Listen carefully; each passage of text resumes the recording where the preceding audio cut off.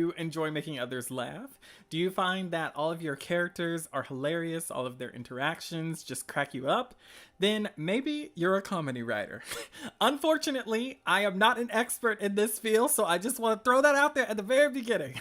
I find comedy writing to probably be one of the hardest genres to write. Like, how do you know if something's funny or if you're just insane? Like, I feel like that's the line that you walk when you're a comedy writer. So, with that being said, let's dive into this. I've done a lot of research for this video. I've tried my absolute hardest to figure out what makes comedy writing tick. I have a bunch of slides trying to break down the entire process. And of course, if you have your own opinions, your own things that you want to share, they are always welcome, and I would love to hear them. If you have any questions as well, go ahead and jump those into the discussion. So, as I said at the beginning, remember, take everything with a grain of salt. You can pause the disclaimer to read it. All right, so let's just talk about what I find to be the core at all comedy. So when I think about just this genre of webtoon in general, I feel like it's a mix of strong characters, like very outlandish, very humorous situations, and then a storytelling style that keeps the reader engaged.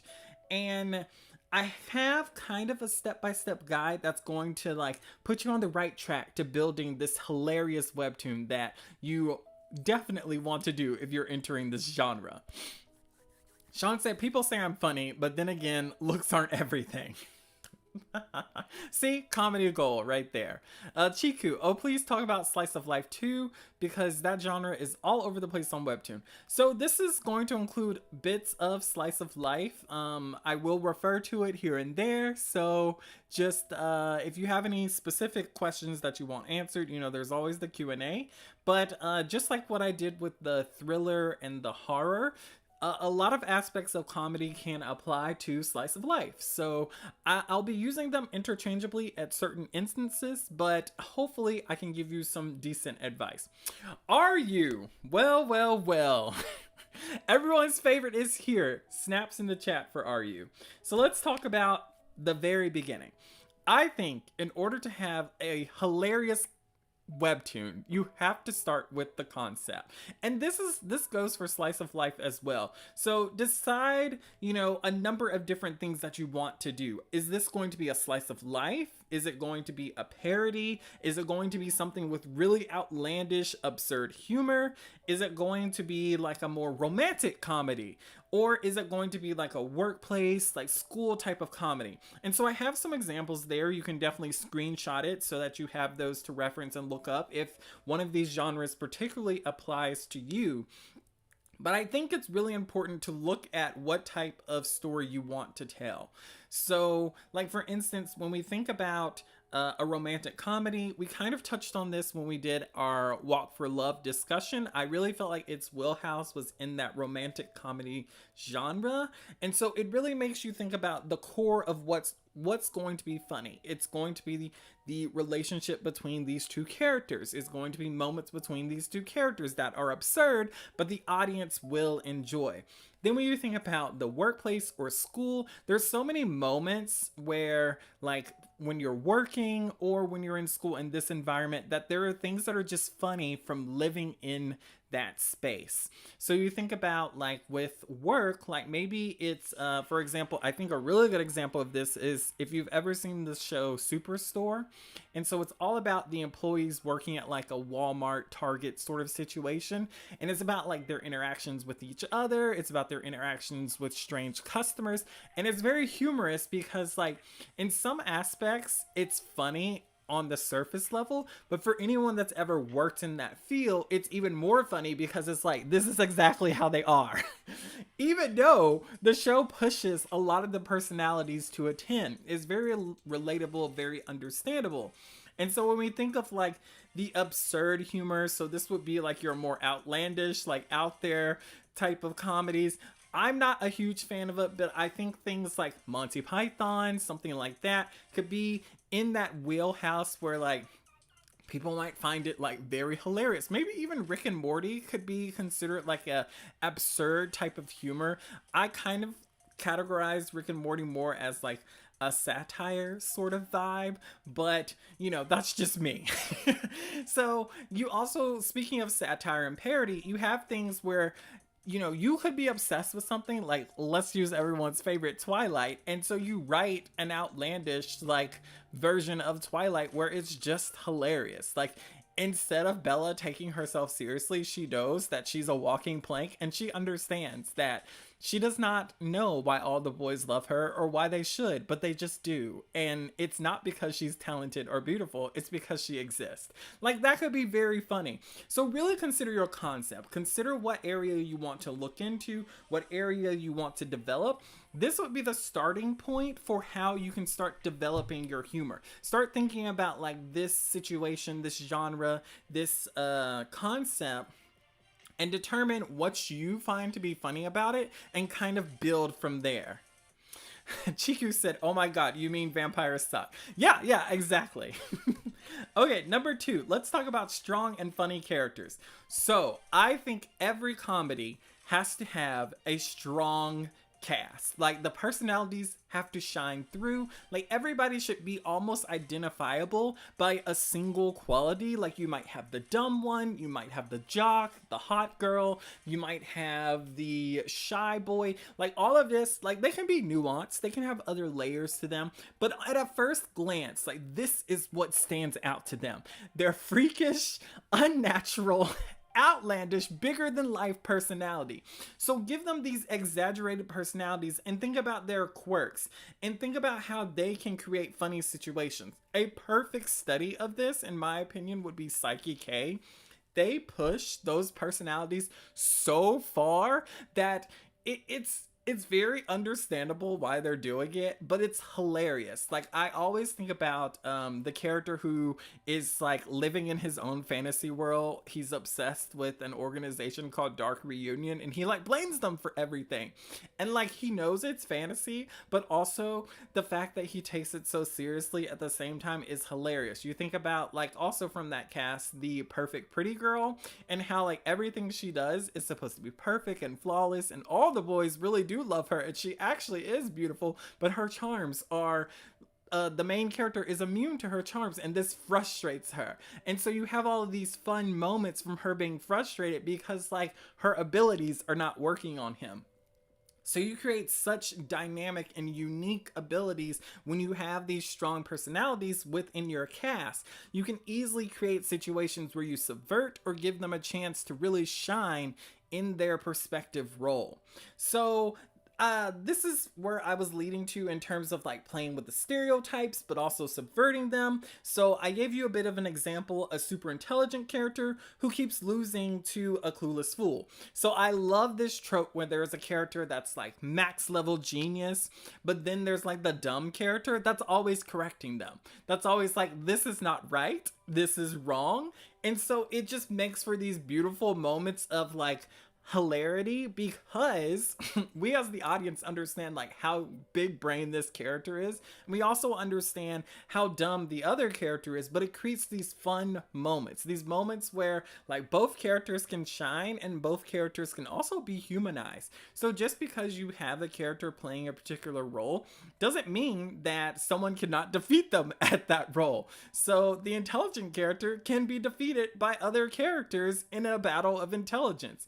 And some of that is so much fun. And just think about like some of the smartest people you know, probably maybe you've had instances where they've lacked complete common sense, or like maybe they didn't have street smarts, or maybe they didn't have emotional or social intelligence. And so it makes for moments where like this is very realistic. Like people can almost imagine people that they know behaving in this way.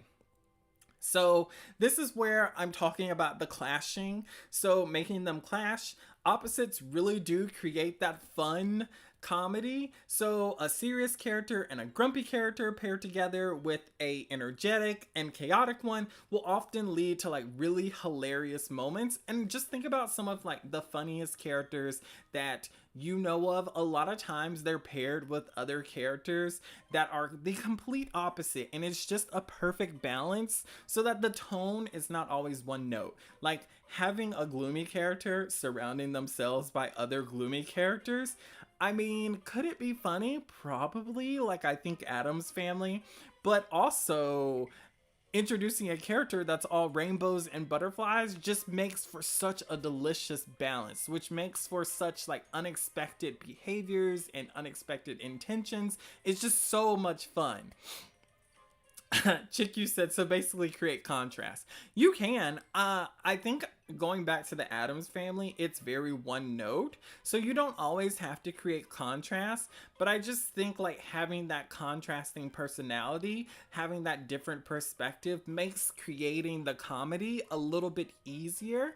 And especially in Slice of Life too, I think there's moments where if all of the characters are all one note, like they're all very normal or they're all very, leaning towards a particular pattern of behavior, having an outlier character in that just mixes up and creates so many different interactions, and it adds like a little bit of dynamic quality to the writing. I feel like you have to be like mega big brained to like work all in that one tone. And as someone who's not particularly funny, I just found that so hard to be able to write. So this is the 101 course. This is the beginner course. Like if you're an advanced writer for comedy, like, I bow down to you, bow down, but also I say go with your gut. All right, now this is the thing that I feel like we all hear about so much is mastering comedy, like the timing and the delivery. So a lot involved with the webtoon format, I think, helps to create those comedic moments, just like in the thriller genre where we can use like scrolling through the panel to create time. There's moments where you can use gaps and scrolling, the pacing between each panel to really make certain jokes land, or maybe having them directly underneath each other can really make the jokes hit even harder. Panelin, hello. I really need to flesh out my characters. I've worked on the main two. Yeah, definitely flesh them out for sure. We're almost at the end of the contest. Like, well, not at the end. We're getting close to the end. So you've got to put the pedal to the metal, Panelin. Chiku said, well, the contrast can be in the characters and situations too. They can be. I don't disagree with that. So I think there's a lot that you can learn from just playing around with what you think is funny or what you think will work for the overall situation. And for you, Chiku, like you're creating a slice of life. So I think that there's a little bit of... You can have a cast that's all one note. Like I think of examples like Friends. All of the characters are like pretty positive, pretty fun, like interactive in a group, but and they don't necessarily have like huge differences. Like, like Starfire and Raven, complete opposites of the spectrums. Friends, they're all kind of in the same color. Like they're in the same shade, so their values change. And so I think like with that you can do a lot playing around with the situation more so than playing around with the characters being the huge contrast. So I think you could do either. Like I'd be interested to see what your series looks like in the future, but I think all in all, just paying attention to what works best for your story. If you want to contrast the characters by the environment or the situation, I think that's really appropriate as well. Like if you had a bunch of serious characters go to they're planning a trip and they end up somehow at like a I can't think of what it's called, like a Chuck E. Cheese, like that could actually be really funny. So I think there's instances where like you can contrast the environment with the characters and you can contrast the situation too. So like I think about the Big Bang Theory. All of the characters are kind of in the same shade, but like so much of it is from their interactions that it's just funny. So it is what it is. So getting back to mastering the timing and delivery, thinking about the panel spacing as I was mentioning, leaving extra before a punchline for comedic effect can be really powerful. The visual gags, so I'm thinking like expressions, and someone who does this really well is School Bus Graveyard. If you look at their comic, there's so many like over the top expressions, and when you look at the comment sections, like people are kind of like living for some of just the expressions themselves. So I think that's really really important to make sure that you pay attention to, you know, what your characters look like. Remember, you're in a comedy, so you can really push those expressions, those reactions, and really have them over the top. Like maybe you push a character who smiles and you give them like that over the top huge sparkle grin. Like there's so much that you can do in comedy that I feel like just adds a lot to the overall vibe of the series. So there's also something fun that School Bus Graveyard does is they do have a lot of like background jokes that add humor. So little bitty things or details in the panel, and like they might add a little note next to it that just showcases like there's something going on here, and if you paid attention, here's a little gem, a little nugget for you. Now School Bus Graveyard is nowhere near a comedy, but it uses a lot of comedic effects, I think, like really well, and it uses it in a way that I think is massively appealing to its audience, and you can tell from the audience like they just eat it up. So there was an episode that I read recently where I think the character's name is Ben.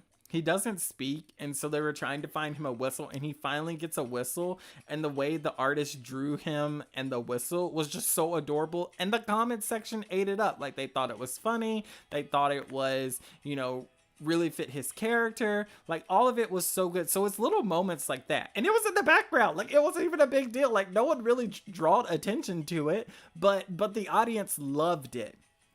So I think that goes to our next point, running gags and callbacks. So repeating a funny situation in a different way can be gold. So if you have a situation that just hits, that's really good and people love it, like it would be fun to have it circle back I shouldn't say all the time, but here and there, just as like one, it's a treat for the fans because they love it, and two, it's a treat for anyone who hears about it. Like they're like, it's so funny every time this character comes up. Like it's a moment for your community. So going back to the Big Bang Theory, I think about like Howard's mom, who we never see her for in all 10 seasons. I was really hoping in the final season we would see her. In all 10 seasons, we never see her. She is an embodied voice in this house, and she always pronounces his name so funny. And like she's just this everlasting presence throughout the series that we never see. And it's just funny. Like, it's like, it keeps becoming this gag where it's like, are we ever going to see this woman? What does this woman look like? And is it like funny to talk about with non-fans? Not necessarily, because people are like, why is that funny? But it's funny to the community. So there's little things, little nuggets that you can build on. And I think that's one of the actual best parts about creating a webtoon that's a comedy is like your comment section can actually feel you if a joke lands or not. It's just like being a stand-up comedian. Like you get up there and you say a joke and people like chuckle, you're like, okay, that one's not as funny. You say another joke and like the audience laughs, you're like, yes, okay, I know when I do this set again, I'm using that joke again. And so it's kind of things like that that I think are really beneficial to comedy writers.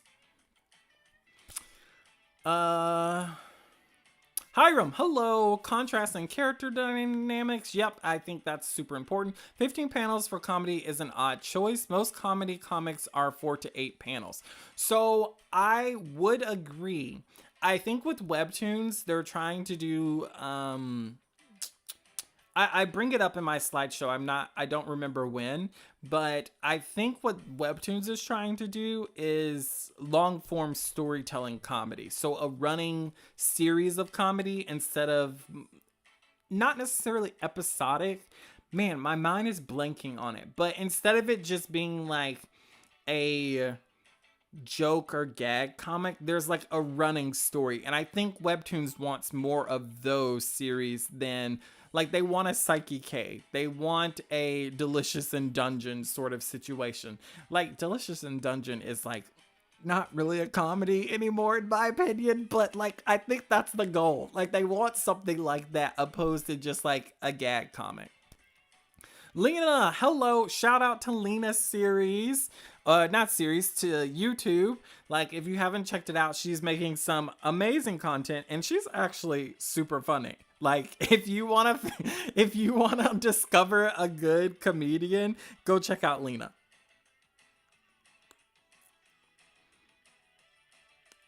Lena's response to Hiram was, I think it's because in the rules they said they want character driven, probably not just little gag of the day content. I agree with that. RU said, I love all kinds of comedy, but my favorite is slapstick. Trigun is probably the funniest anime I've ever seen, though it isn't a comedy. It's full of slapstick situations and gets crazier and crazier. I agree with that. Delphi, hello! I haven't gotten to talk to you on a live in a while. So glad you could make it. Chiku said, yeah, about the 15 panels, they do want an underlying story. Yeah, I definitely think they want it to be a connected story. Like, they don't want, think less Garfield, think more Friends or Big Bang Theory. Okay, so writing the jokes. This is the one thing that I feel like is the hardest thing to write because like there's so many different ways to take jokes. Like you have puns, you have like long stories that you tell, you have like knock knock who's there jokes, like where it's an immediate. So I tried to kind of put down some of the like areas you could kind of start to develop some of your jokes in. So you have the misunderstandings where one character misinterprets something, but they misinterpret it in a hilarious way. And I thought a perfect character for this was like Starfire when she first comes to Earth and like they're trying to explain like different concepts in Earth and like everything that they explain, she just thinks it's something else. Like you can just see how her brain, to an extent, you can see how her brain went that direction, but to another extent, you're like, sweetie, no. But it's funny. It's got a lot of humor to it. Like not too much though. Like I could not do a whole episode of that girl misunderstanding stuff. Like once an episode for like 3 panels. Okay. Then you have the exaggeration. So take a small problem and really blow it out of proportion. I always think about like the instance where like a character finds like a spider or something in their home and then they're like, you know what? I'm just gonna burn the house down. Like forget everything that I own in there. I'm eliminating the problem completely. Like I love things like that. Like make your characters do ridiculous things like that. Like that is the exaggeration that I love. So we've kind of already talked about contrast, but putting a character in a ridiculous situation or putting a ridiculous character in a serious situation or vice versa. So we kind of already talked about that. We hit on it, but I think like there's instances that this is a lot of fun. So I think about, what's the series? And I'm sorry I'm giving so many non-Webtoon references, but like when I was thinking about this, it was hard for me to just go through and read a lot of comedy Webtoons. One, I'm not a huge comedy reader, so I don't always necessarily find the jokes to be super funny or to be laugh out. Like I don't find reading comedy funny, so I had to pull from other sources, so I hope that's okay. I do have references of what's considered to be more popular comedy webtoons that are the images that you see on screen, but I'm just letting you know that's why I'm pulling a lot of references not related to webtoons in particular. But what was I saying? I was talking about contrast. Oh. So I think about instances where there's a show called Broad City, and one of the characters is like pure chaos perfection. Love it. She is like the embodiment of every chaotic character that I want or need in my life. And like it's so funny to watch her interact in the real world because like I could only imagine if I met this person at work. like one, I would be obsessed with them, but like also I'd be turned off by them because I'd be like, girl, you don't get no work done. Like you don't do nothing. Like don't let us be assigned to do a project together because I feel like I would get the work done and you would destroy it somehow still. Like that's the energy she gives. And so there was like an episode where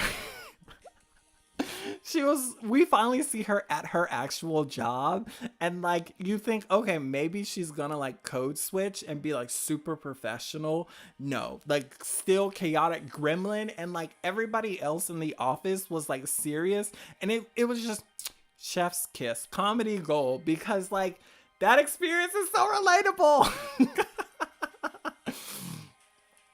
Janisha said Great Duke of Hell is a good one, had me in tears. I'll try it. I don't know. Like, I just don't find reading comedy very often to be funny. Like, I am very much a situational, funny type person where, like, probably things that shouldn't be funny are funny to me.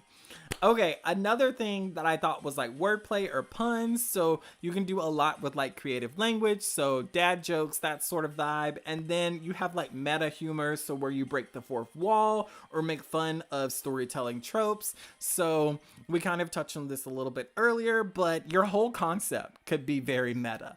Like, like we were talking about like with Twilight or something, like you could do something very meta, like a Lore Olympus meta type humor, like just something that's really popular, something that's going on right now, something that a lot of people can relate to and understand, and you can like just tear it up. Like you can beat it down and like really highlight a lot of the angsty or funny moments that are within the series. Okay, so storytelling structure. This is kind of what I was talking about a little bit earlier. So short episodes work best. From what I understand, you want to keep it around 30 to 60 panels for like a long form sort of story.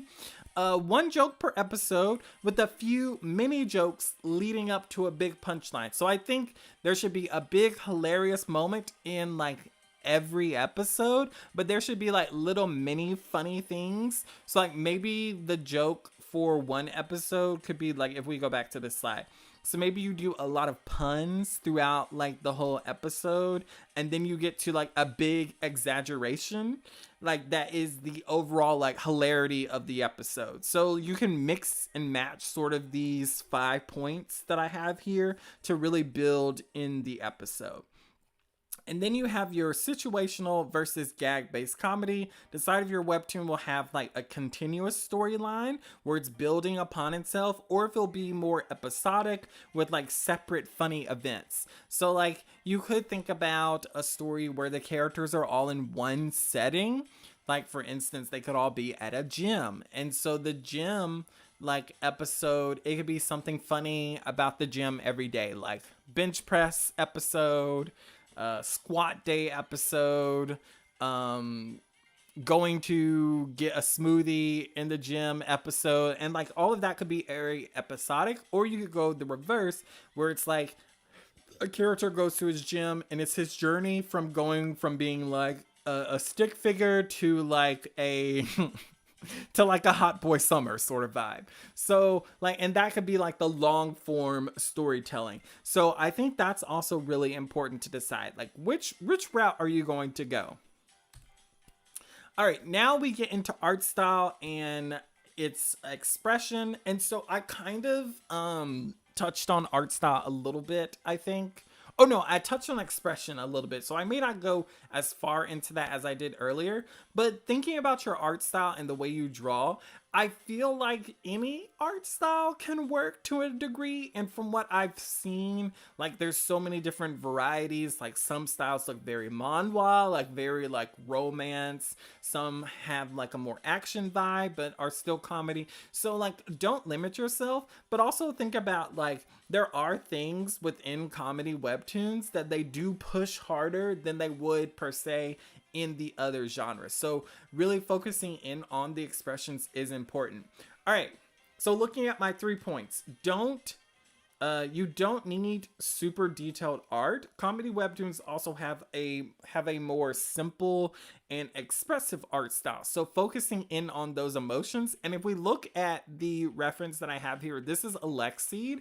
I actually read Alexid. It's one of my more favored webtoons, but there's so much humor in it for it to be an action series, and one that breathes life into the series, but it also, like, the comedic timing, the moments, like the expressions of how the characters look is all so much fun. And like just like taking little moments like this, like those two cats like sitting in that box, like I could literally see two cats doing this. And like in my mind sometimes, like when I see cats in reality, I feel this, I feel like they are fighting for the box. So like taking moments from your life and incorporating them is really important, but like just remember, you're trying to create a feeling, you're trying to create a reaction to what you created. And so that's really, really important to remember, that no matter what, make sure that the feeling comes across. So use those funny expressions like big eyes, weird poses, over the top emotions to really help sell whatever joke you're trying to sell, to really make the audience stop for a moment. Maybe they giggle at the panel, maybe they take a screenshot, whatever gets them going. And then break art consistency for humor. So we see this sometimes with like chibi styles, so they'll go from like the artist will go from like their normal style to a chibi style, and you can really emphasize a lot with that. So like going from a super detailed style to like an ugly face for shock value, I think we saw that a lot like in True Beauty. Like you saw how beautiful all of her characters were, and then there was like these moments that she would draw to like really emphasize the reaction or the expression where like the characters just looked so ugly. And so like I think even with that, like comedy was trying to be introduced to make it lean towards that romantic comedy sort of vibe. All right. I've been hinting at this, talking about it, dancing around it, but definitely engage with your audience. Comedy webtoons, they thrive on that relatability, make jokes about everyday struggles. So we talked about that a little bit with like Superstore, like the retail aspects, and that's why I think concept is so important. Like even when you think about slice of life, like the concept needs to be relatable. Like if I'm spending a daily life with these characters, I want to be able to feel connected to them. I want to be able to understand their struggles. I want to be able to understand them like at their core, at their foundation.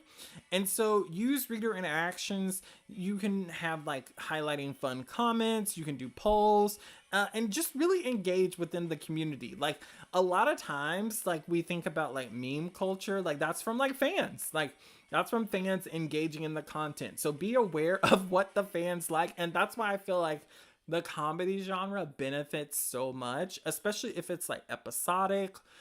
It benefits so much from like understanding how the community is reacting to the jokes that you're telling. Because if the jokes aren't landing, I feel like you either need to adjust or maybe you're not funny. I'm sorry to say. I think I completely agree with Delphi though. Comedy writing is so hard. Like it is to me, it is the hardest hardest form of writing, and I don't know if you could be taught it. Like I guess it's like any skill, you can learn to write jokes. Like, you know, people have like professions, like professional joke writers. It's just so hard though. It's so hard. Okay. And this is the thing, like study great comedy webtoons. So check out successful ones, and I have all of these listed here, and you can just see how vastly different all of the styles are. You can see how different all of the concepts are. You can see like the way all of the characters are drawn are so different. And so it's really important to understand like how each story is crafted and the way that they're telling their jokes. And so I tried my best to like link what I talked about earlier to each one of these webtoons. So the Sound of Your Heart, it is more like an absurd type humor. And so that's the one in orange. So that would be that over the top humor. So if you're working on something like that, maybe check that series out. My Dictator Boyfriend is like a romantic comedy. So that's the one down here with the purple. That one has the name in it, so it's easy to identify. So if you're writing something that's more of a rom-com, which rom-coms are like very easy to find, but that would be something to check out. Odd Girl Out is like situational humor, which I found to be the closest for Chiku. If you're still here, I feel like it really relates a lot to more slice of life. When I was looking at it, it's very much like little moments or things that kind of uh I guess it's like not necessarily taken out of context, but like the context is emphasized. So definitely check that out. And then Lackadaisy is like a character driven comedy, so it's more so on the side of like a long form story opposed to the episodic vibe. All right, so my question to the community: what are your tips for writing comedy? I'm very curious to know. I would love to hear what you guys have to say. Hopefully, I was able to give you guys at least a decent foundation on being able to, write comedy, make comedy, whatever you're trying to do. Hopefully, this is helpful to your comic entry. I know we're getting close. Somebody mentioned it earlier. We're like 12 days away from the start. So hopefully you're finalizing things, you're tweaking things. If you're planning to post in March, I'm really excited to see all of the posts then. Super excited. So for a few minutes, we'll enter into our question and answer part of the discussion. So you can ask me whatever you would like. Just remember, I don't have to answer it if it's kind of weird. Oh, I did want to highlight something. So I really want to start doing this where if you guys have a question that you want to ask me and you weren't able to make it to the Q&A, leave it in the comments. And if it's really interesting, I'm going to try my best to answer it, because sometimes I do get comments and I'm like, oh, this would be an actually really interesting discussion if I had the time. 1 second. Like, I knocked something over. Okay, it's fine. It didn't spill. Okay. So on a recent video, I thought it was super interesting, and I love you guys for commenting and leaving me like thought-provoking, interesting discussions. So on the video, should I work with Webtoons or is it a trap? I got this comment. And they were highlighting a segment where I was talking about working with Webtoons and how like a lot of the responsibility for not getting a bad contract is on like the creative and not on the company. So they said, I'm sorry, but it can't be that simple. Artists and creatives are not all naive, starry-eyed people. Maybe some of the younger creators they picked up fresh out of college, but to sum up all these issues up to just LOL, people put way too much trust in Webtoons, feels like you're taking a bit of the responsibility away from the company. I don't care if you're a freelancer or in-house, there must be some rapport and communication. Giving in to the notion that all these people just jumped in not understanding that they are dealing with the company first feels a bit shallow. There are clearly some in-house issues because everyone has different experiences. I thought that this was such a like well thought out comment, and I really like the discussion behind it. I feel like I could make a whole video on this, to be honest. Like there's so much like juicy goodness in it, and I just want to highlight a few things that I think we should open up for discussion in general. Like, I am not taking any accountability away from Webtoons in any discussions that we have where I focus more on the creators. The reason I focus more on creators, in my opinion, is because I can't change Webtoons. Like, I don't work there. So, and even if I did work there, like, I'm not in a position of power where, like, I feel like I wouldn't be in a position of power where anything I said would actually have any sort of change or effect. Because I talk to other originals and they talk about how amazing like their editor is, or how amazing like their experience has been with certain people, but like that doesn't change who's running the company. So whenever I'm focusing on that, I feel like it's so much easier for us as artists, creatives, creators, whatever you want to call yourself, writer, any of that. It's so much easier for this side of the community to change opposed to Webtoon changing. And I feel like we see in history that it takes like an absurd amount of the individuals who are working for corporations to really put their feet down to make changes in order for things to happen. That's why there's unions. Like if we look at like the industrial revolution, like those people basically were like, we're going to stop working unless you give us more livable wages. And like it almost came to blows multiple times because the corporations did not want to change. And that's why it was a revolution. So that's why I'm like, artists have to understand that there is a large part of responsibility on them, on us to make the change opposed to the corporation. Because legally, the law does not care about fairness, kindness, goodness, justice sometimes. They care about what the contract says. And if you sign a contract that puts you in a impoverished situation, legally they've done nothing wrong. So that's why it's so important to pay attention to what you received. Is it a bit shallow to put all of that responsibility on artists? I would agree. But I also think that it's not shallow to stand on business and realize that a lot of these creators who are having bad experiences do talk about the fact that they signed a bad contract. So I think we can all learn from it 100%.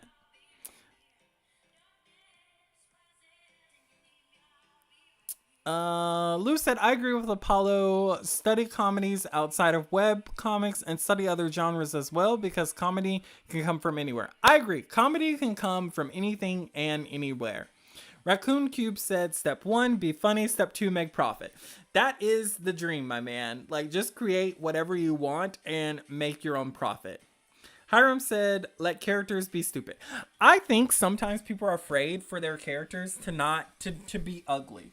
Like, I do think that you have to kind of realize that a character in a comedy can be like super unattractive in the way they're drawn, and it can really slap. Are you said do it. Prepare for success or you want to achieve it. I think preparation is key, and I think like as a creative, I want to know who I'm getting into business with, and I'm not going to expect the business to change. I'm going to outline my boundaries, and if those boundaries can't be met, then it's not a match. So I think like any relationship, you can't change another person. You can change yourself though. Bean Worms, hello. I think comedy can be a hit or miss because people have different senses of humor. So you just gotta hope an audience with the same type of humor finds it. I agree with that 1000%. I think there's a lot of interesting um interesting things involved with like getting people to your comic in general, because if the wrong people find it, it doesn't help it. And that's for any series. Like whether it's romance, whether it's thriller, like if the wrong people find the series, it is not going to benefit itself at all. Delphi said, I think comedy is the genre that needs beta readers the most. You need someone other than you to laugh, to know you're doing it right. Oh, we did not even touch on beta readers. I do think that, I think sometimes like if you think about like stand-up comedians, sometimes I've heard that comedians say like it took them a while to perfect their set. And so I think like that's super important to understand and realize that perfecting your jokes, like not every joke's going to land, but if you can get 80% of them to land, I think that's a big benefit. Hi Tate, welcome. We're just yapping away. We're talking all about comedy. Are you? I'm a Sigma reader. What does that mean? I do not know. Hold on. Do I need to look this up? Reader?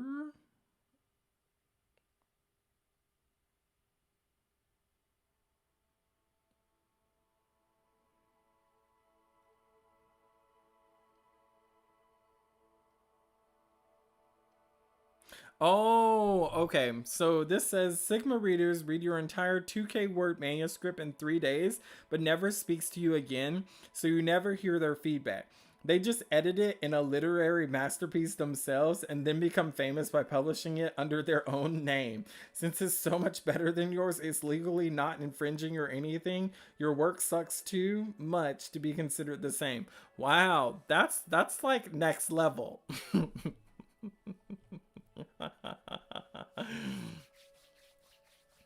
Okay. I didn't know what it was. I'm sorry. I've never heard this term before. Oh, Lord. Okay, everybody thought it was funny, are you? So clearly it's funny. Like, see, that's what I'm saying. I would read that and be like, oh, wait, that was the joke? Like, I would go down to the comments and be like, everybody's talking about this Sigma reader. What is this? Okay, I need to look it up because I didn't get the joke. And then I have to go back and reread the episode. And because I feel dumb, I probably wouldn't find it funny. I'd be like, oh, that's kind of infuriating. But now I know. So now I can joke about it in the future. Do, do, do, do, do. Sean said that joke needed a beta reader. I was the beta reader. I guess all of you guys are too. Lena said Sigma is another Greek letter. Okay. Yep. I mean, you're not wrong. Boy, yo, what's up? Honestly, I think comedy is always more about the delivery and tone than it is the actual joke, you know. No, it is. So that's one of the things where like people who love The Office, they talk about how funny it is and they always say like you have to get 2 seasons in or something like that before like it really starts to get funny. And when you rewatch the first and second season, it's really funny because you understand all of the characters at their core. Now that is absurd humor, and I feel like I'm not that vibe.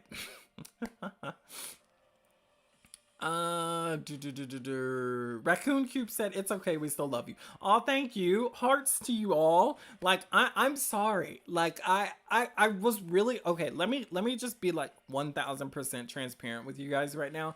I was really worried and a little bit anxious about doing a comedy video because like with all the other genres like I read or I dabble in sometimes, I rarely read comedy. Like, do I watch comedy? Absolutely. But I feel like it's a whole different beast to like write comedy than it is to just like make a movie or to write it or to come up with jokes. Like there's so much involved in it. And I feel like the amount of research that I put into this PowerPoint barely scratched the surface of all of the like articles and stuff that I found about how to become like funny, like how to be more funny in your writing, like how to set up jokes. Like there was so much in there. So I hope some of it was a little practical and a little helpful. I tried to strip it down to like the bare bones of what kept reoccurring in my research. Chick, said, I think watching comedy sets are a great study for not just comedy, but also short storytelling. You know, that is kind of a good premise actually, because there's this hilarious comedian. Her name is Angela Johnson, and she does like stories. So she'll be like, this one time when I was a kid, like she does that type of story. And so like she takes you on a little journey to the punchline. And so like I feel that you're right, are you? Like I think that might be the easiest way to tell a story. Lo said, I've been working on my comedy series for 2 months. Since there are many stages of production, you might find yourself doubting your own comedy because the jokes have become stale. Remember to trust yourself and what you've written. Some changes are spontaneity might improve it, but too many changes can get you stuck in a loop and the comic will never get done. Yeah, I definitely think like we all should be in the phase now of like just get it done. Like as someone who struggles a lot with like being a perfectionist and struggles a lot with like really being hard on myself about like getting something right, I think like with this, I have to learn to let that go. Like I have to learn to just be satisfied and be like, this was the best that I could do with the allotted time that I was given, and just like throw it out there to the world. Comedy is definitely something that I think we all can learn from. Okay, so with that, I'm going to go ahead and move on into our creator shout out. I want to say if you have any last minute questions, go ahead and type it in the chat before we wrap up. Okay, so this shout out is super special. It goes to someone who's actually a part of our community, the amazing Sean McFarlane. If you guys did not know, this is his series that is I think a finalist in the Monster Hunter competition. Let me look real quick, just double check. So like guys, we need to all go over to his contest entry and like just like it to oblivion. Show him all of the support that you can. Leave bunches of comments. Like you can just be like, the art style is amazing, because hands down, like look at this art. Like it's all flats, but there's so much depth to it. It looks so good. Okay, so what did the post say?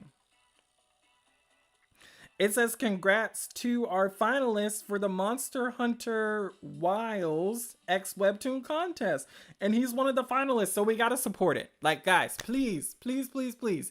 Go, like, this is something you can do to show support to someone else in the community.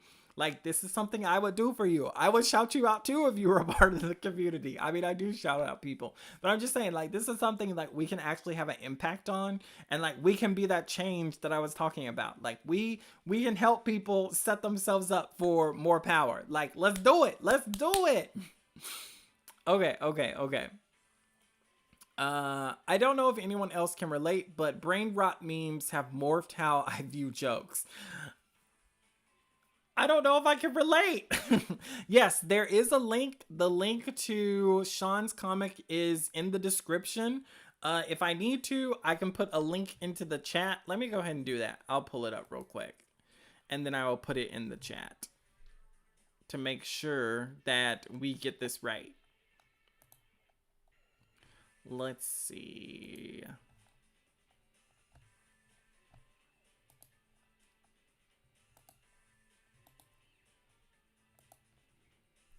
Lord.